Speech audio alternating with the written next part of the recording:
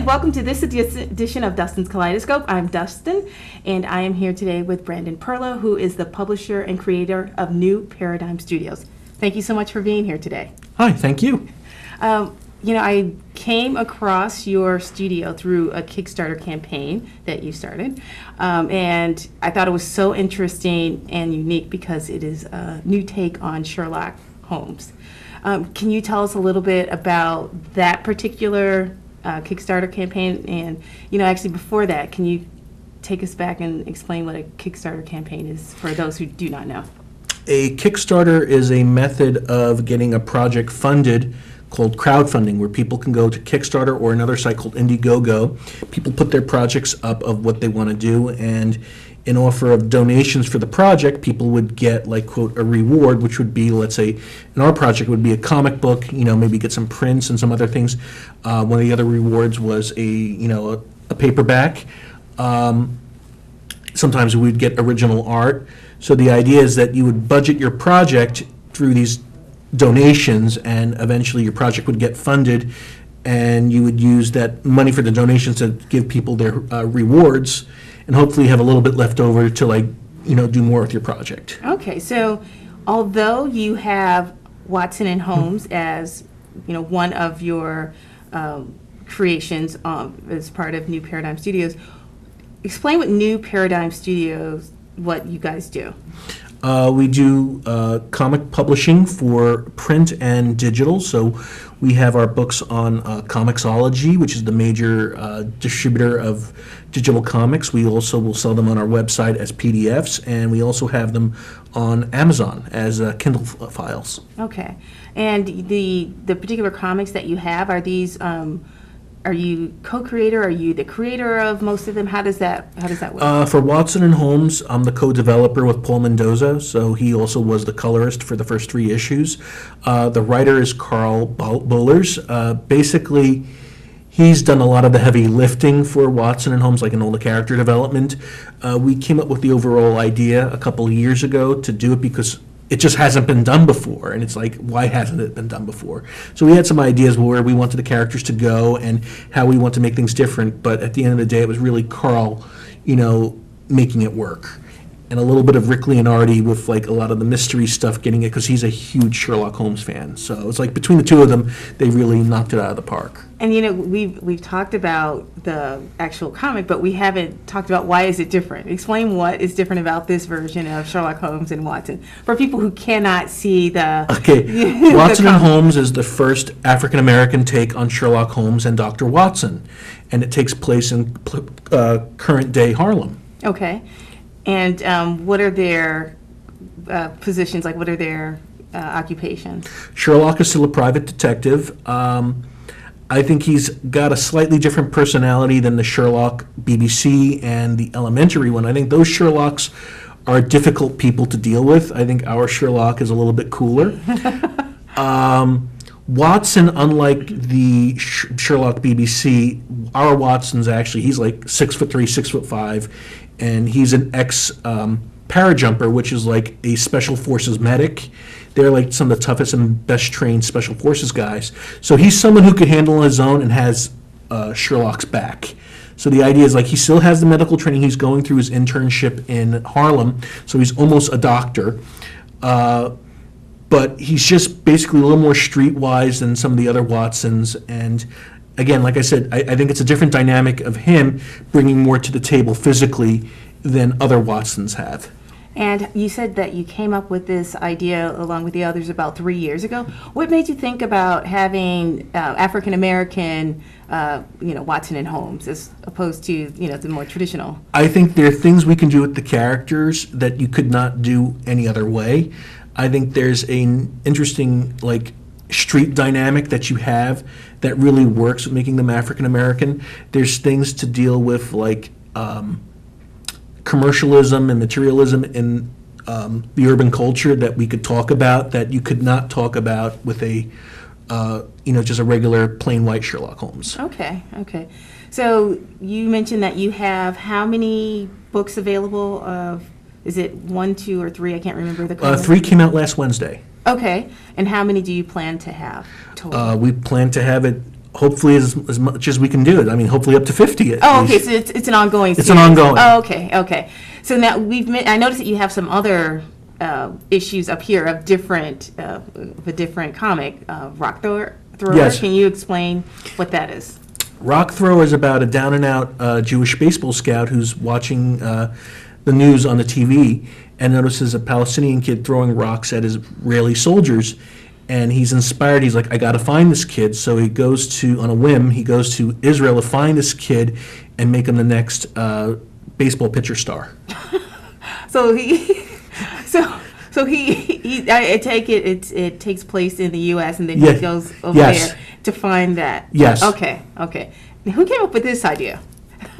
So how do you come up with these ideas? I mean, this is just really wild. I have, you know what? They just evolve. Really. And how long have you been creating comics or being a co-creator of the comics? I would say our company's been around now for 2 years. So Watson and Holmes debuted last August digitally through iVerse. So, just actually, the time it takes to like pre-production and then to actually get it out there can take a while sometimes. And these are all physical books.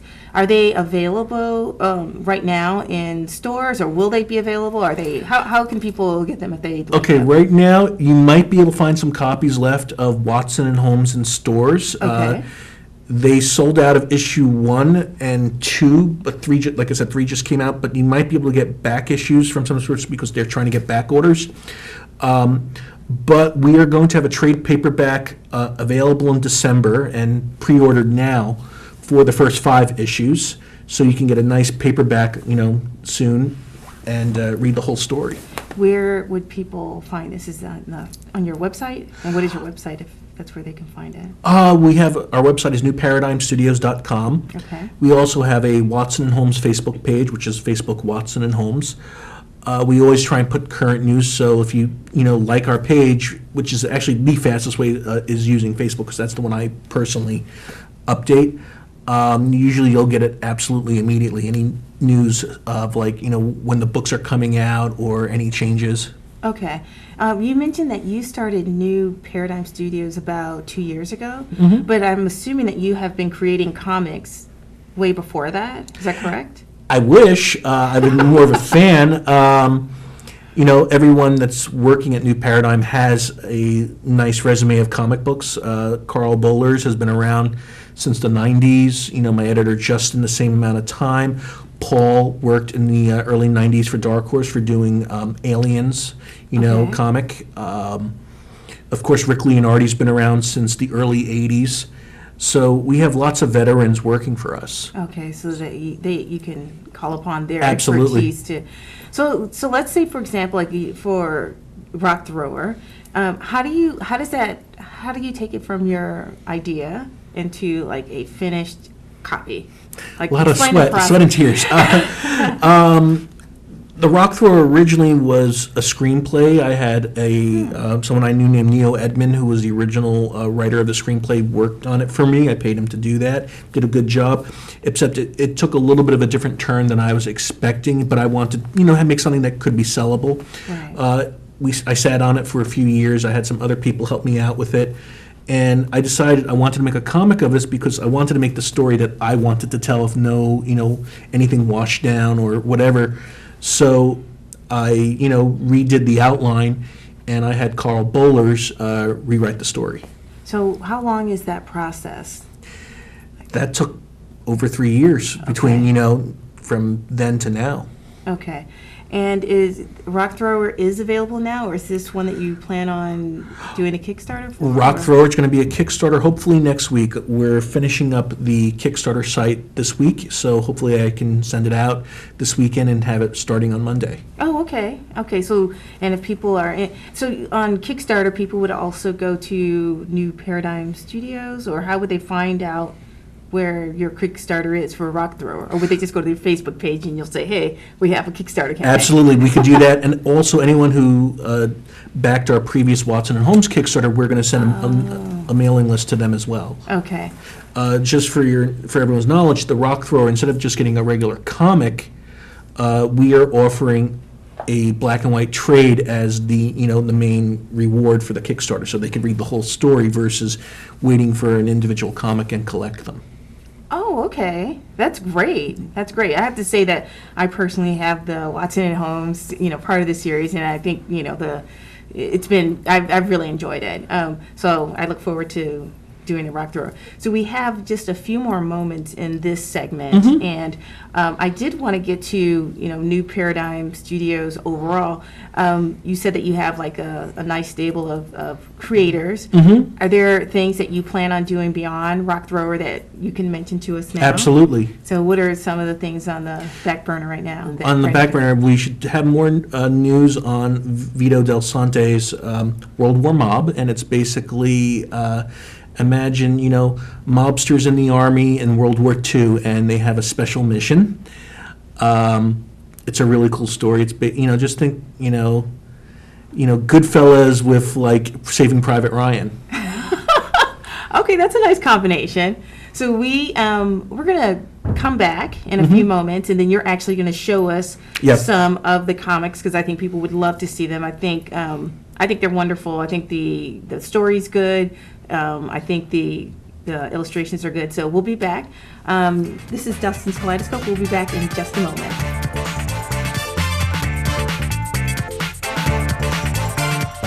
Local government, local educational institutions, and local community members all use cable access TV to communicate their message. They depend upon it as an affordable means of outreach. Public educational and government access television empowers local government agencies, individuals, and groups to use the media to speak directly to their constituents in a more direct and cost-effective way. Make sure everyone has a voice. Support your local PEG channels.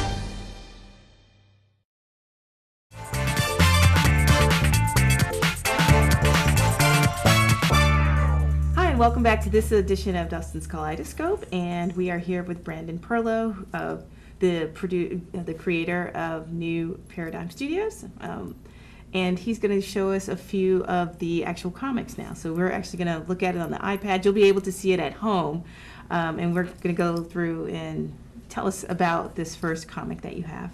Right here is the title of World War Mob. Here's a page from the first issue. Okay. The art is by Giancarlo Caracuzzo. He's an Italian artist, and he's doing it all in watercolor. Oh, okay.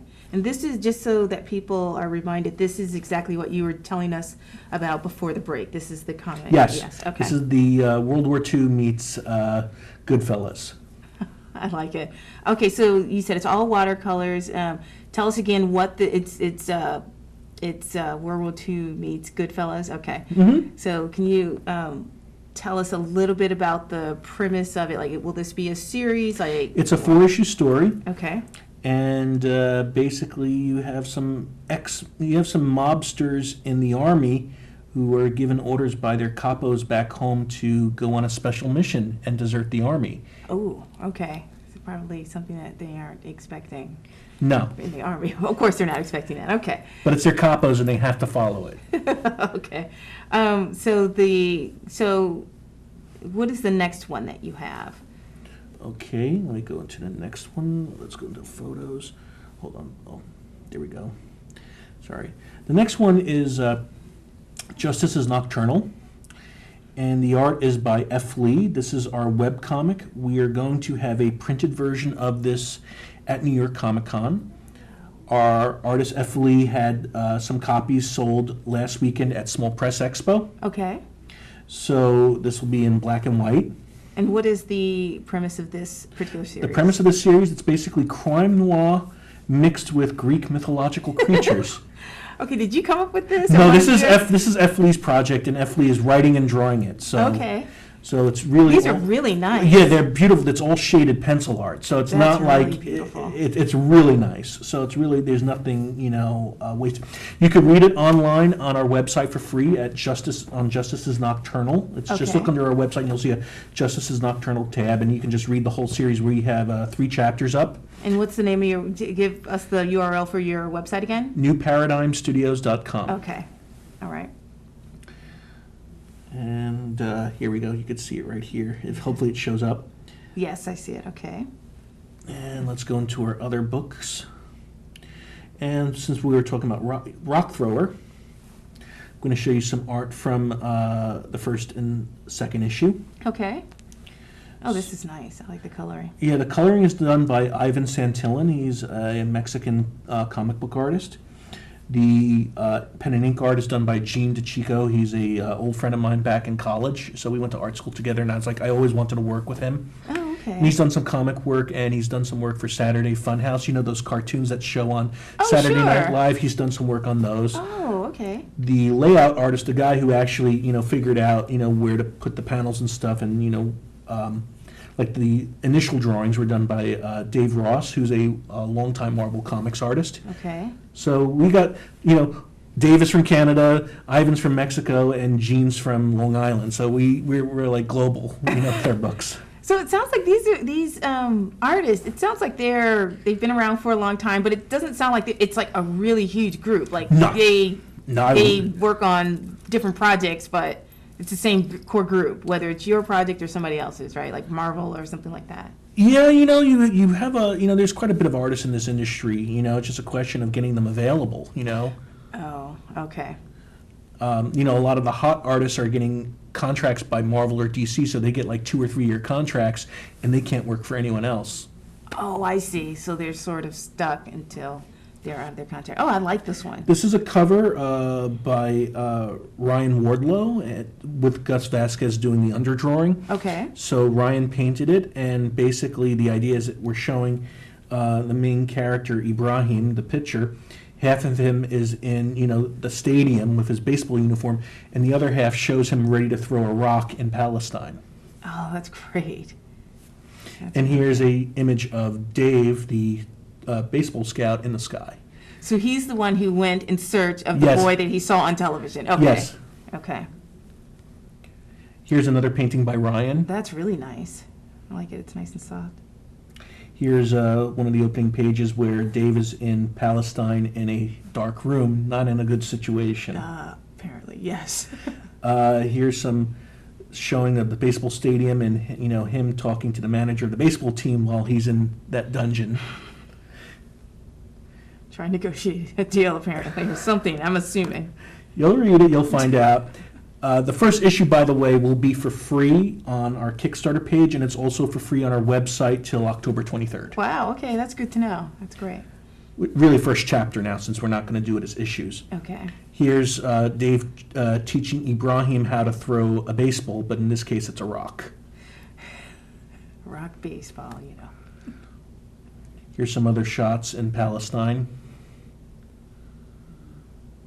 territories, and here, this is another interesting plot point. Let's go back. There we go.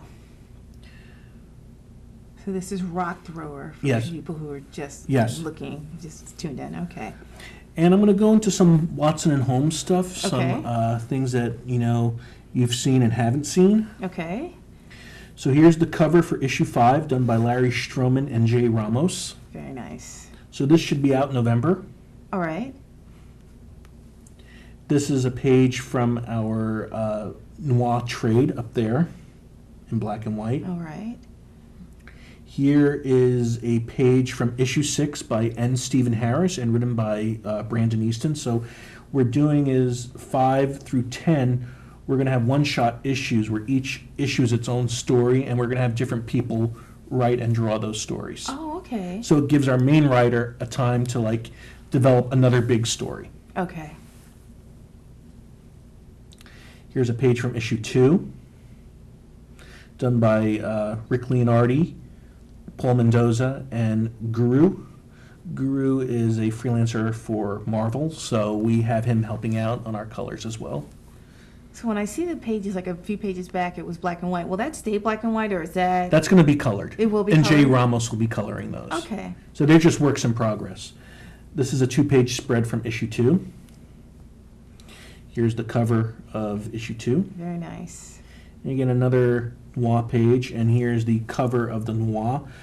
We will be selling these online and at New York Comic Con, so if you want, the first 4 issues all in one single, package, this is the good way of getting it. When is New York Comic Con? New York Comic Con will start October 10th. Okay, and so people can find you there? Yeah, we will have a booth near Marvel. We have a corner booth at the small press area. Okay. So this is the cover this is the book that you have right here, actually, in the studio? Yeah. Okay. This is a cover for issue 6. This is actually an earlier version, but it's colored by Jay Ramos, and it's drawn by Rick Leonardi.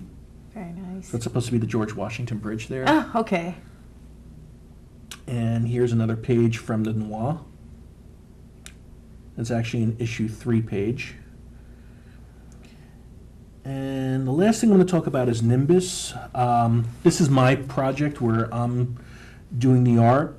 Paul Mendoza's writing it. So that's Okay. part of the reason why Paul Mendoza's not coloring Watson and Holmes is he's been moved to work on my project. So And when you say it's your project, does this mean that you wrote this? Or? I conceived it, but Okay. Paul's helped a lot with writing and coming up Okay. with ideas, but Paul's become the writer and he's helping me out with the art as well. So basically, this one's my baby. This thing's taken too many years to develop and permutate. So And what is tell us of what Nimbus is about? it's a science fiction series that takes place over 1,000 years from now in another solar system, another place, and it's called a Nimbus system. It's basically about a guy who's has no memory of who he is or who he was, and he comes to find out that he's connected to a force that is ravaging mankind. Okay. Okay, and that, how many years did you didn't say how many years, you said more years than you care. More than to- 10, probably. Really? Okay. And it probably took the last 2 or 3 years for me to, with Paul getting it right, and it was probably the last 3 or 4 months we ironed out some problems of the Okay. story. So, these are some pages of the prologue, which will be online digitally, which will be Okay. for free. And these are pages that I painted, and also Ryan Wardlow helped me paint as well. So you can do that as well. You paint as well Yeah. as write. Okay. I don't really write. I'm more of a painter, artist. I could write an outline. That's as far as I can go.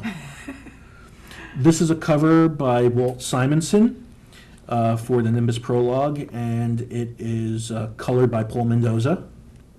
That's really nice. These seem like these are not watercolors. This is like a different. It's digital. It's digital. All digital. It's all very- digital. Yeah, it's more of a traditional coloring. Okay. And this, again, this is digital painted, so it's not, it's done with Photoshop. Okay. And here's some character designs I've done. This was using Manga Studio, which is sort of like a competitive product to Photoshop. I actually, in many ways, like it better than Photoshop. I find it's more responsive. I think Photoshop does more, but Manga Studio is specifically meant for comic books, and it really has some great tools for that. So I'm trying to make costumes that don't look conventional. Yeah. Well, we have maybe about a minute left, and I wanted to make sure that we can wrap up and tell people where they can, find out about you, about New Paradigm Studios, where they can find out about your Kickstarter. This has been wonderful. I love the different Thank you. the different types of ways you created all these. They're very different. So since we have about a minute left, Sure. let us again remind us where we can find out everything there is to know about New Paradigm Studios. What I would do for folks is, you could check out our New Paradigm Studios homepage. Okay. We have a New Paradigm Studios Facebook page, and we have a Watson and Holmes Facebook page. Okay. And we do have a Rock Thrower and Nimbus one as well. So it's you could just look at all our projects, and we have them on a Facebook page. That's usually the most interactive way we can put out fresh news, because it takes a little bit more time to update the web page. But with a Facebook page, you just have Do to everything. type in something and put up a photo. We don't have one for Justice is Nocturnal yet, but we will. And we probably will have one for World War Mob soon. We have another project by Vito called Stray, which will come out maybe a week or two after Rock Thrower. It's his project, but we're helping him out on it. So, So you'll direct everybody to the New Paradigm Studios page, and Yes.